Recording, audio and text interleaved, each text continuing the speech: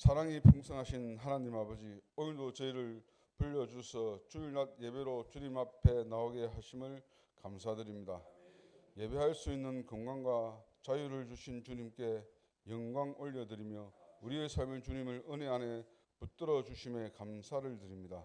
주님, 지난 한 주간도 저희의 발걸음을 지켜주시고 눈동자처럼 보호해 주시지만 저희는 주님의 뜻을 온전히 따르지 못했습니다.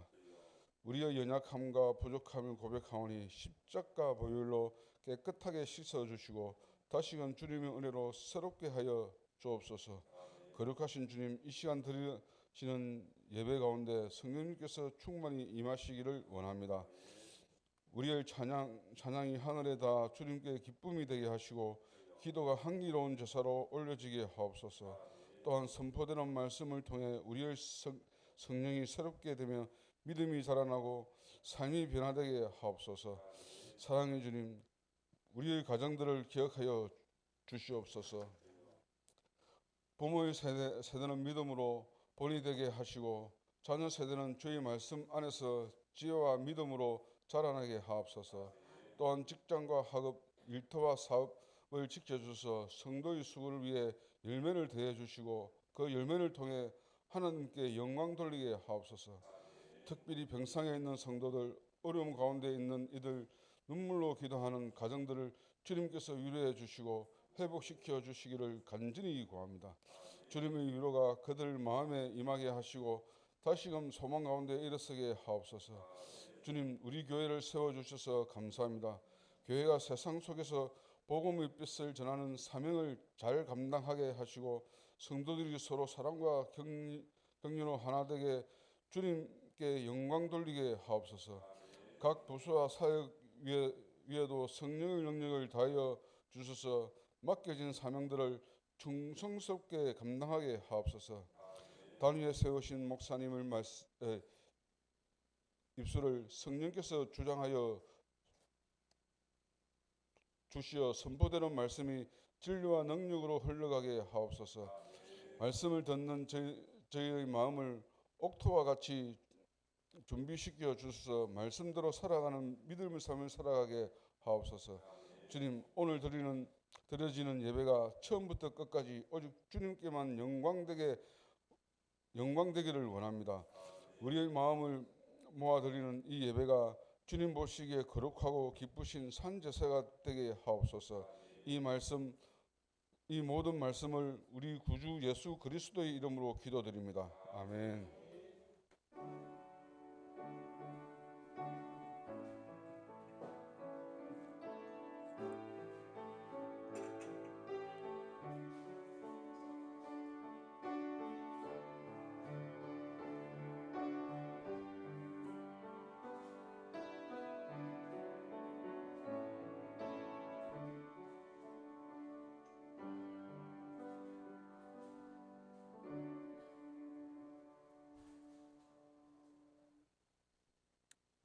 오늘 함께 은혜 받으실 하나님의 말씀은 사무엘상 9장 1절부터 17절까지 말씀인데요. 오늘 말씀이 다른 날보다 2배 정도 길어요. 그래서 다리가 아프신 분들은 앉아서 읽으셔도 되겠습니다.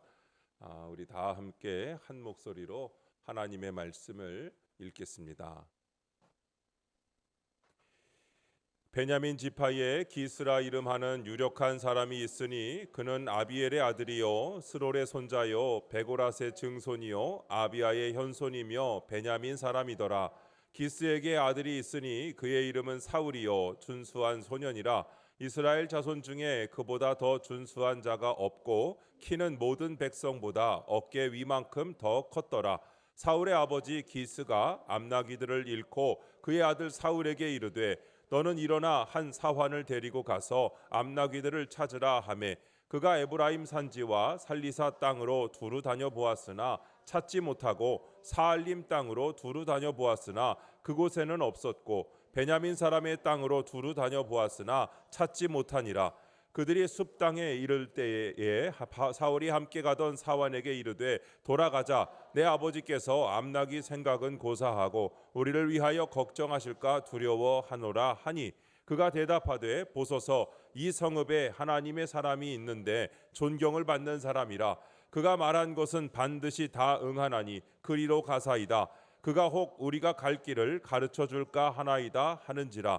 사울이 그의 사환에게 이르되 우리가 가면 그 사람에게 무엇을 드리겠느냐? 우리 주머니에 먹을 것이 다하였으니 하나님의 사람에게 드릴 예물이 없도다. 무엇이 있느냐 하니 사환이 사울에게 다시 대답하여 이르되 보소서 내 손에 은 한 세겔의 4분의 1이 있으니 하나님의 사람에게 드려 우리 길을 가르쳐 달라 하겠나이다 하더라. 옛적 이스라엘의 사람이 하나님께 가서 물으려 하면 말하기를 선견자에게로 가자 하였으니 지금은 선지자라 하는 자를 옛적에는 선견자라 일컬었더라. 사울이 그의 사환에게 이르되 내 말이 옳다. 가자 하고 그들이 하나님의 사람이 있는 성읍으로 가니라. 그들이 성읍을 향한 비탈길로 올라가다가 물기르러 나오는 소녀들을 만나 그들에게 묻되 선견자가 여기 있느냐 하니 그들이 대답하여 이르되 있나이다. 보소서 그가 당신보다 앞서갔으니 빨리 가소서. 백성이 오늘 산당에서 제사를 드리므로 그가 오늘 성읍에 들어오셨나이다. 당신들이 성읍으로 들어가면 그가 먹으러 산당에 올라가기 전에 곧 만날이이다. 그가 오기 전에는 백성이 먹지 아니하나니 이는 그가 제물을 축사한 후에야 청함을 받은 자가 먹음이니이다. 그러므로 지금 올라가소서 곧 그를 만나리이다 하는지라. 그들이 성읍으로 올라가서 그리로 들어갈 때에 사무엘이 마침 산당으로 올라가려고 마주 나오더라. 사울이 오기 전날에 여호와께서 사무엘에게 알게 하여 이르시되 내일 이맘때에 내가 베냐민 땅에서 한 사람을 내게로 보내리니 너는 그에게 기름을 부어 내 백성 이스라엘의 지도자로 삼으라. 그가 내 백성을 블레셋 사람들의 손에서 구원하리라. 내 백성의 부르짖음이 내게 상달되었으므로 내가 그들을 돌보았노라 하셨더니 사무엘이 사울을 볼 때에 여호와께서 그에게 이르시되 보라 이는 내가 네게 말한 사람이니 이가 내 백성을 다스리리라 하시니라. 아멘. 자리에 앉으시면서 서로에게 잘 오셨습니다. 반갑습니다. 축복합니다.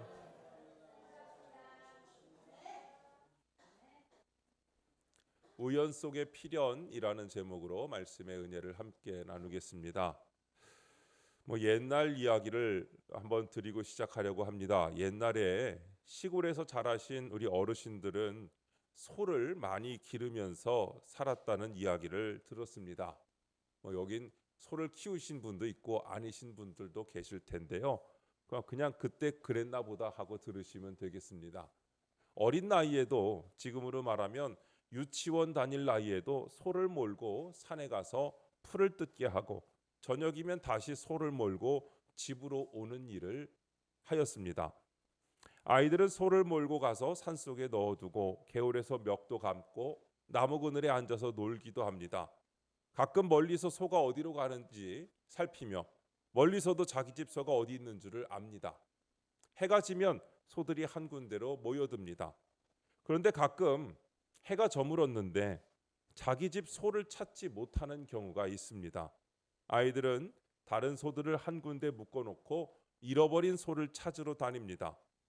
밤이 되어도 찾지 못하면 소 먹이던 아이들은 그냥 울면서 돌아오죠. 그러면 이제 어른들이 횃불을 만들어서 산으로 소를 찾으러 갑니다. 대개는 찾지만 어떤 때는 소 고삐가 목에 걸려서 소가 죽는 경우도 있습니다. 소를 잃어버린다는 것은 시골에서 대사건입니다. 소는 그 가정의 생계를 좌우하는 큰 재산이기 때문이죠. 옛날에는 소 팔아서 학교 보낸다고 하고 소 팔아서 시집장가 보낸다고 하지 않았습니까? 오늘 우리가 함께 나눌 말씀은 지금부터 3000년 전에 한 집에서 나귀를 잃어버린 사건을 다루고 있습니다. 하지만 이 사건은 단순한 재산 분실 사건이 아닙니다. 이 사건을 통해 우리는 하나님의 놀라운 섭리와 계획을 발견할 수 있습니다. 먼저 우연처럼 보이는 사건들이 나옵니다.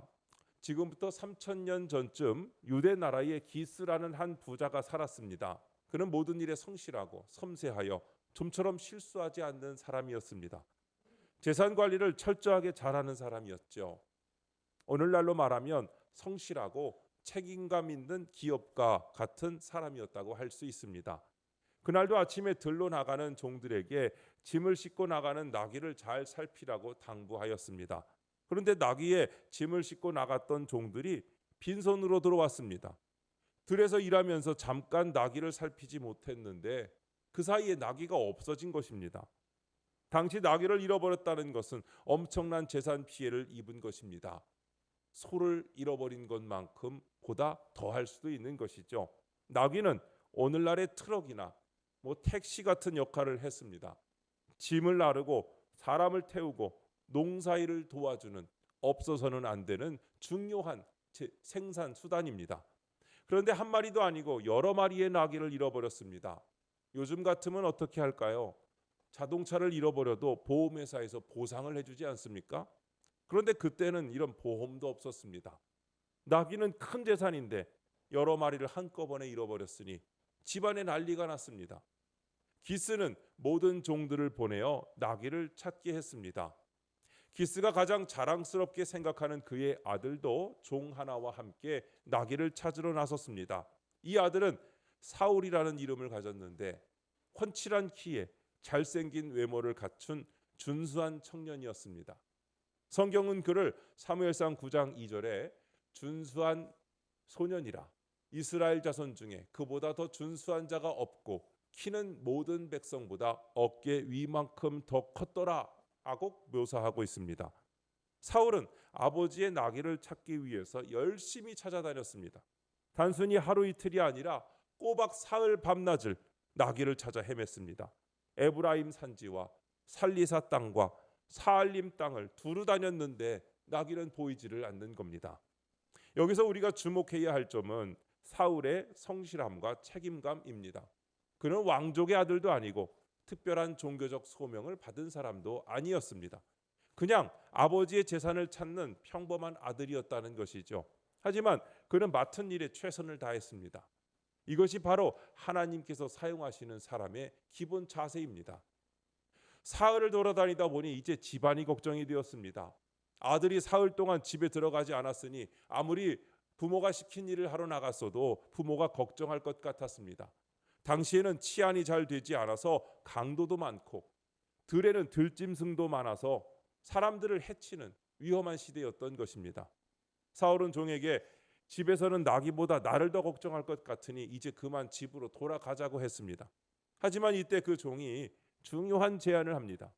이 종은 당시 유명한 선지자였던 사무엘에 대해서 소문을 들었고 마침 그들이 도착한 곳이 그 선지자의 고향인 라마라는 사실을 알게 되었습니다. 종은 주인 사울에게 이렇게 말합니다.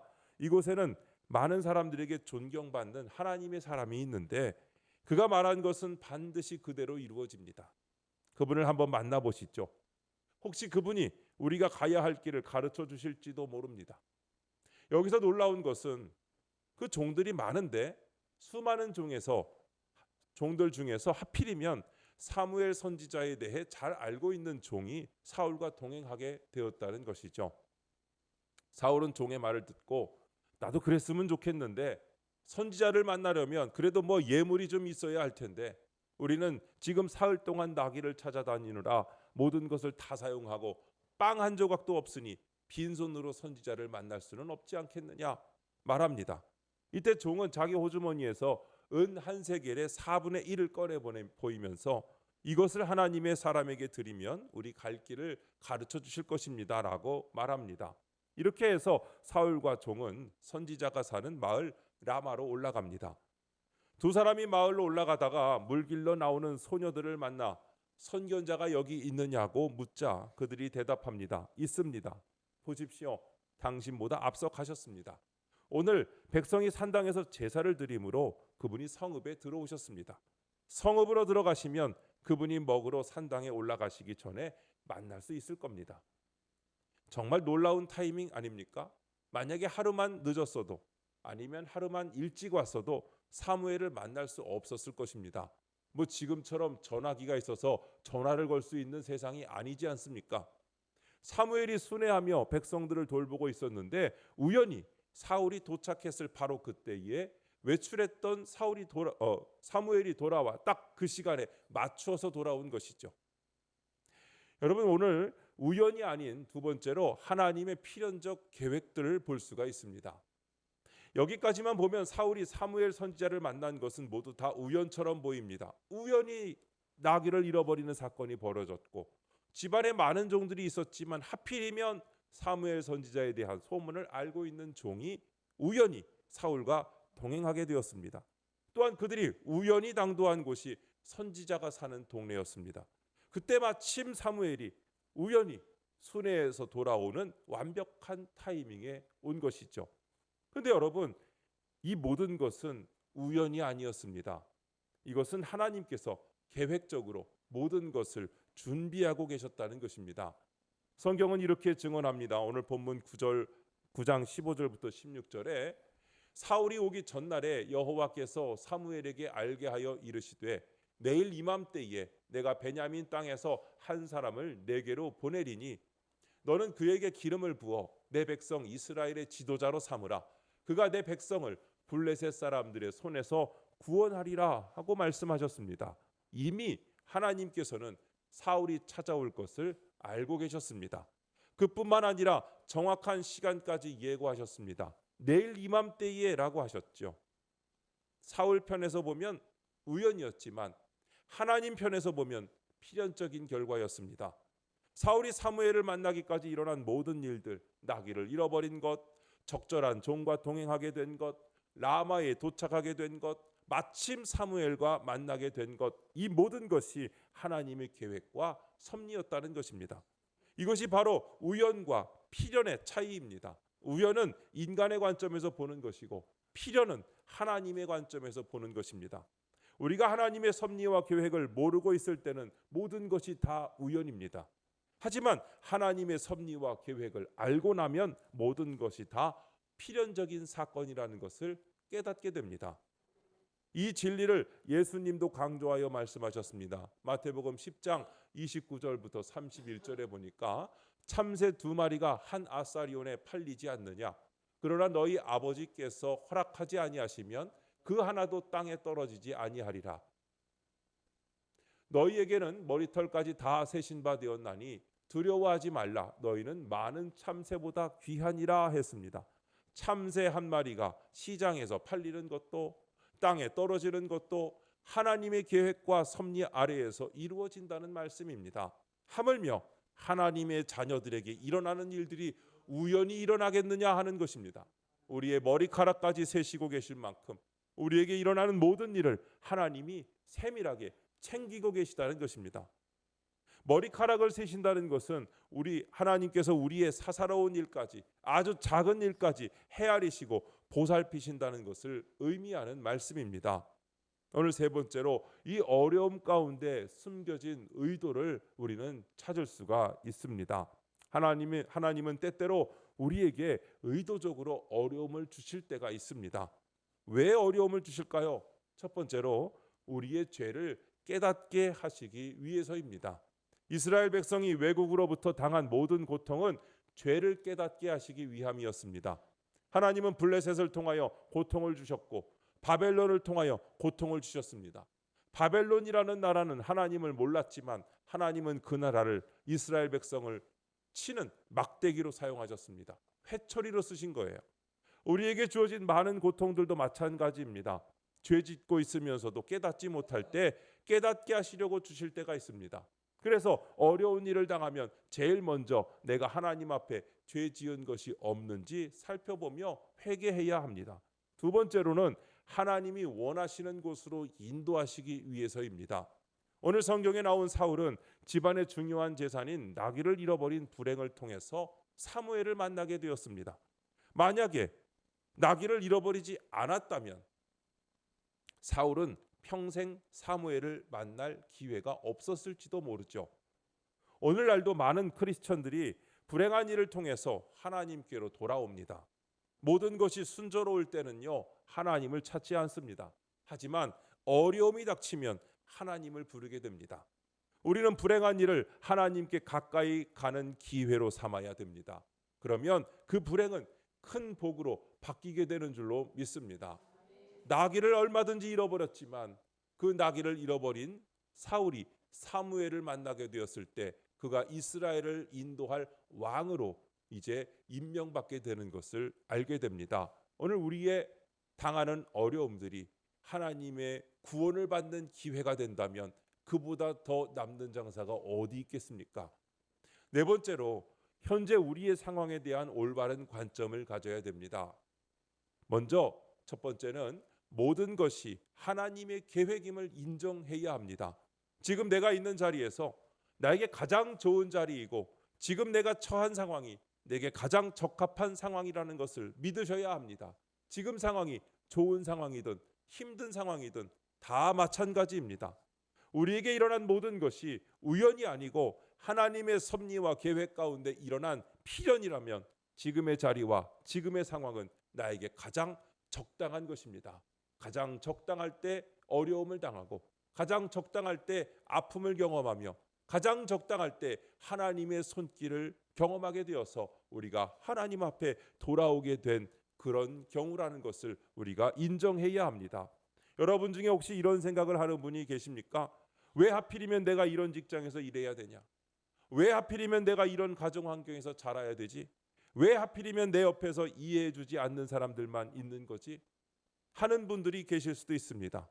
모든 것이 우연처럼 보이고 나에게는 불편해 보이고 마주치고 싶지 않은 상황일 수도 있습니다. 하지만 우리의 과거와 현재와 미래를 아시는 주님은 모든 것을 고려하셔서 지금 내가 서 있는 자리를 주신 줄로 믿습니다. 지금 내가 처한 환경을 허락하셨습니다. 그것을 인정하고 내가 있는 자리에서 주님의 그 다스리심과 인도하심을 순종함으로 받는 것이 오늘 우리의 모습이 되어야 하는 것입니다. 두 번째는 사람을 원망하지 마십시오. 그러므로 지금 어렵다고 해서 사람을 원망하거나 환경을 탓하지 마시기 바랍니다. 나에게 고통과 아픔을 주는 사람들은 내가 우연히 만난 것이 아닙니다. 그들을 통해서 무엇인가를 가르치시기 위해 무엇인가를 깨닫게 하시기 위해서 새로운 삶에 도전하도록 하나님께서 보내주신 사람들입니다. 나에게 아픔과 고통을 주는 사람, 그 뒤에도 하나님의 섭리가 있습니다. 그들을 통하여 하나님은 내가 누구인지 알게 하시는 것이죠. 여러분 생각해 보시기 바랍니다. 우리 주변에 모두 내 뜻에 딱 맞는 사람들만 있으면 내 진짜 모습은 드러나지 않습니다. 마음에 맞지 않는 사람들, 나를 힘들게 하는 사람들을 만나봐야 내 진짜 모습을 알게 됩니다. 마음에 딱 맞는 사람들만 있으면요, 화를 자주 내는 습관이 있는 사람들도 화낼 일이 없겠죠. 마음에 딱 맞으니까요. 주변에 있는 사람들이 모두 나를 이해해주고 내가 하자는 대로 해주는 사람들만 있으면 내 안에 들어있는 나의 악한 모습은 드러나지 않습니다. 그렇다고 해서 내 악한 모습이 해결된 것은 아니지 않습니까? 하지만 고통을 주는 사람들을 통해서 내 진정한 모습을 볼 수 있습니다. 내가 누구인가를 깨달아야 합니다. 내 죄를 봐야 합니다. 회개해야 합니다. 주변의 악한 사람들을 보면서 또한 나는 저렇게 살아서는 안 된다는 교훈도 배울 수가 있는 것입니다. 세 번째로 환경을 탓하지 마십시오. 나를 힘들게 하는 환경도 마찬가지입니다. 운이 나쁘거나 재수가 없어서 그런 환경을 만난 것이 아닙니다. 그런 환경을 통하여 하나님이 이루시고자 하시는 뜻이 있는 겁니다. 꼭 좋은 환경만 우리에게 유익한 것은 아닙니다. 좋은 환경 때문에 망하는 사람들도 많이 있습니다. 부잣집에서 부족할 것이 없이 넉넉하게 살았기 때문에 나약해진 사람들이 있습니다. 작은 어려움도 극복하지 못합니다. 너무 좋은 환경에서 자랐기 때문입니다. 반대로 여러분, 어려운 환경에서 자란 사람들이 더 강인하고 성숙한 경우가 얼마든지 있습니다. 일찍부터 고생을 해본 사람들이 인생의 풍파를 더 잘 견디는 것입니다. 네 번째로, 만약에라는 가정은 의미가 없습니다. 역사학자들은 가정법을 인정하지 않습니다. 예를 들어서 만약 내가 부모를 잘 만났더라면, 만약 내가 부자였더라면, 만약 내가 더 열심히 살았더라면, 만약 그때 다른 결정을 내렸더라면, 이런 가정법은 내 인생에 아무 유익도 의미도 없는 것들입니다. 우리가 만나는 모든 사람을 하나님이 보내주셨고 우리가 당하는 모든 환경이 하나님께서 허락하신 것이라면 지금 내게 주어진 것이 내게 최선의 것입니다. 여러분, 저를 좀 따라해 보시죠. 지금 내가 있는 곳이 최선의 장소다. 아멘. 여러분이 계신 곳이 최선의 장소요, 하나님이 주신 곳인 줄로 믿습니다. 만약이 아닙니다. 우연도 아닙니다. 내게 벌어지는 모든 사건은 하나님의 섭리 안에서 진행되는 필연인 것을 믿으시기 바랍니다. 지금 병중에 있어도, 지금 아픔 가운데 있어도, 지금 어려움 가운데서 고통받고 있어도, 지금 내가 있는 이곳이, 내가 지금 경험하는 이 환경이 내게 하나님이 주신 최선의 장소라는 것을 믿고 그것을 받아들이며 인정할 때 하나님께서 그것을 통하여 이루시는 놀라운 일들을 경험하게 될 줄로 믿습니다. 로마서 8장 28절에 사도 바울은 이 모든 신앙의 원리를 깨닫고 이렇게 고백합니다. 같이 읽겠습니다. 시작. 우리가 알거니와 하나님을 사랑하는 자 곧 그의 뜻대로 부르심을 입은 자들에게는 모든 것이 합력하여 선을 이루느니라. 아멘. 이 말씀이 바로 오늘 우리가 깨달아야 할 핵심입니다. 모든 것이 합력하여 선을 이룬다는 것입니다. 좋은 일만 합력하여 선을 이루는 것이 아닙니다. 나쁜 일도, 힘든 일도, 이해할 수 없는 일들도 모두 다 합력하여서 선을 이루게 된다는 것을 여러분 믿으시기 바랍니다. 그렇다면 우리는 어떻게 살아야 할까요? 첫 번째로 지금 내 곁에 있는 사람을 탓하지 말고 감사하십시오. 여러분 곁에 있는 사람들, 가족, 동료, 이웃들을 탓하지 마십시오. 그들이 나와 성격이 맞지 않더라도, 나를 이해해 주지 않는다고 느껴지더라도 하나님께서 나에게 붙여주신 사람들입니다. 그들을 통해 나를 성숙하게 하시고 겸손하게 하시고 사랑을 배우게 하시는 것입니다.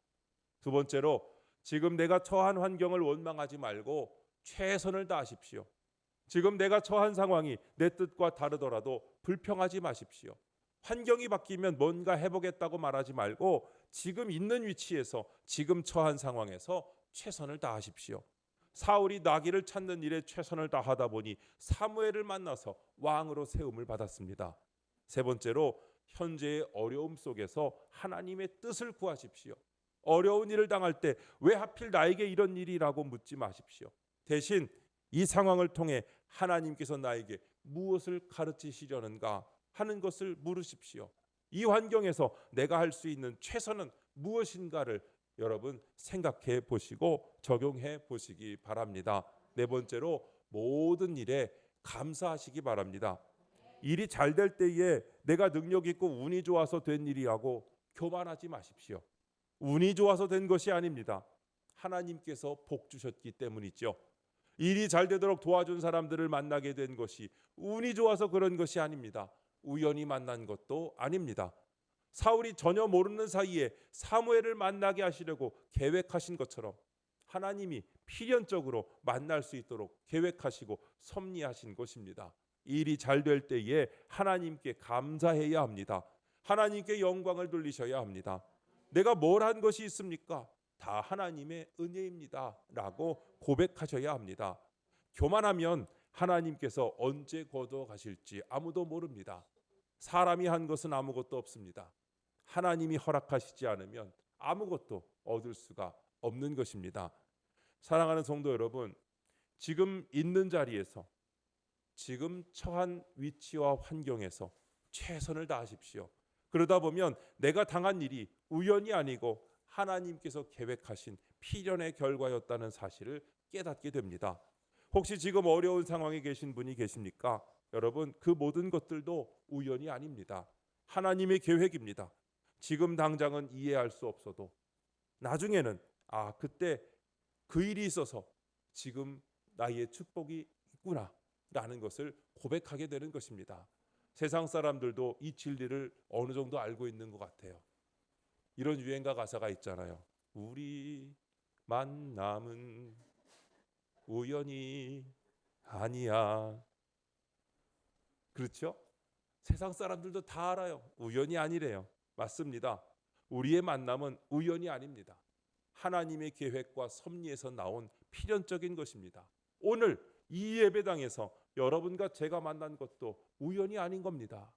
어찌하다가 제가 지금 여기 몇 번째 교회인지 아세요?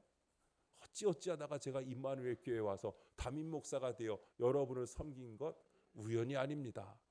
지금 제가 여러분과 만나서 이 설교를 하는 것도 우연이 아닌 줄로 믿습니다.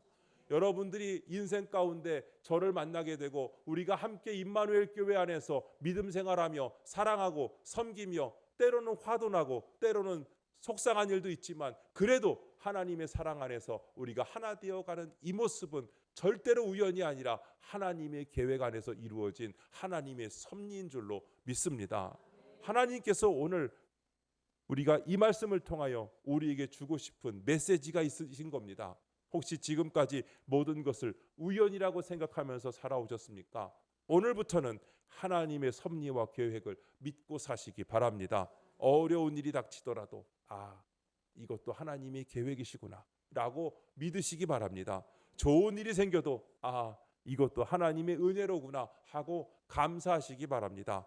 그럴 때 여러분의 인생은 원망과 불평이 없는 감사와 기쁨의 인생이 될 것입니다. 오늘도 어려움 가운데서도 역사하시고 또한 좋은 일 가운데서도 역사하시는 하나님께서 저와 여러분과 동행하시며 도우시며 섭리하시는 줄로 믿습니다. 그 하나님과 동행하시는 여러분 되시기를 축복합니다. 기도하겠습니다. 사랑의 하나님 아버지, 오늘 이 말씀을 통하여 우리 인생에 우연은 없고 모든 것이 하나님의 계획과 섭리 안에서 이루어짐을 깨닫게 해주시니 감사합니다. 지금까지 어려운 일을 당할 때마다 원망하고 불평했던 저희의 죄를 용서해 주시고 이제부터는 모든 환경 속에서 하나님의 선한 뜻을 발견하며 감사하는 믿음의 사람들이 되게 하여 주시옵소서. 우리 주변의 사람들을 탓하지 않고 하나님께서 보내주신 귀한 사람들로 여기며 사랑할 수 있게 하여 주시고 지금 처한 자리에서 최선을 다하여 하나님께 영광 돌리는 삶을 살게 해 주시옵소서. 사울이 나귀를 찾다가 왕이 된 것처럼 우리도 현재의 자리에서 성실히 맡은 바 임무를 감당하다가 하나님께서 예비하신 더 큰 축복을 경험하게 하여 주시옵소서. 우리 주 예수 그리스도의 이름으로 기도드립니다. 아멘.